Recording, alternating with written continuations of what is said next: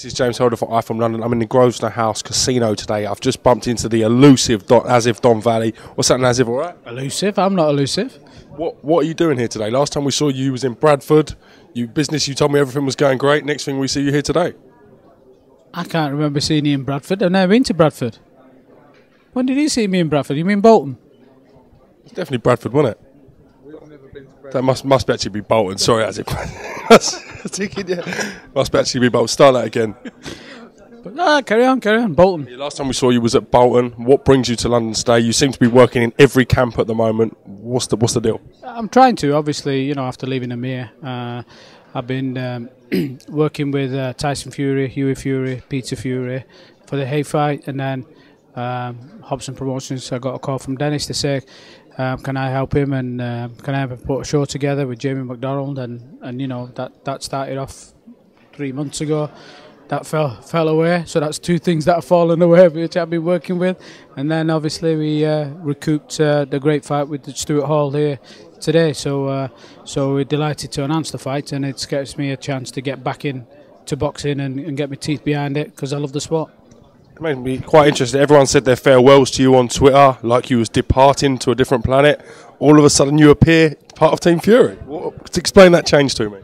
It's I always wanted to work with different boxers, and that was my ambition, to work with different promoters, boxers, managers, coaches. I got inundated with offers of work. I had to pick and choose. Obviously, that was the next big thing that was out there with the Hay Fury. When that phone call came in from Peter Fury, I was delighted to go and have a chat with him. Worked with Hughie Fury before and cornered him before, and I think he's fantastic, up-and-coming heavyweight.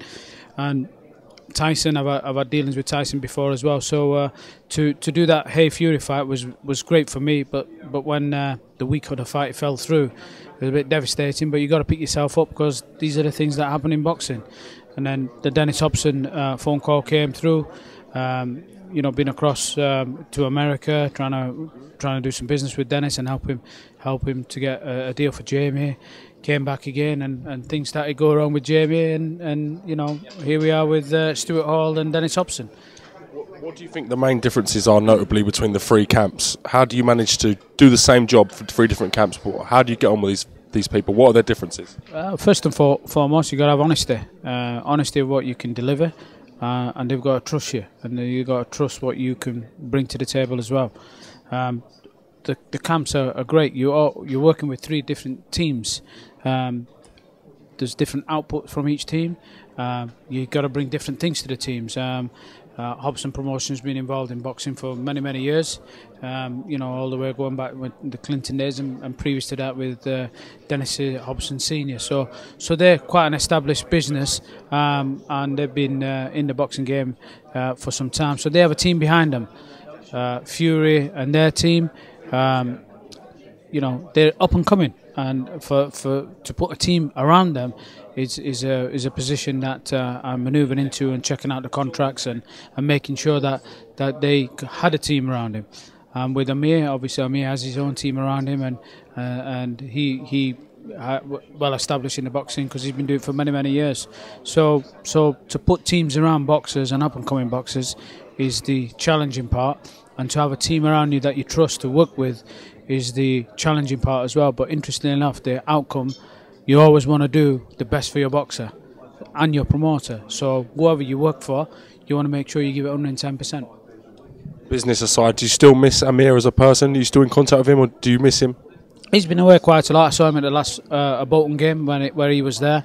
Of course, it was a big decision for me at that time, and I met. I remember it was a week. I think we were in Bolton Arena, and I did an interview with Eddie Hearn and AMIR and Sarge, and all the team was there.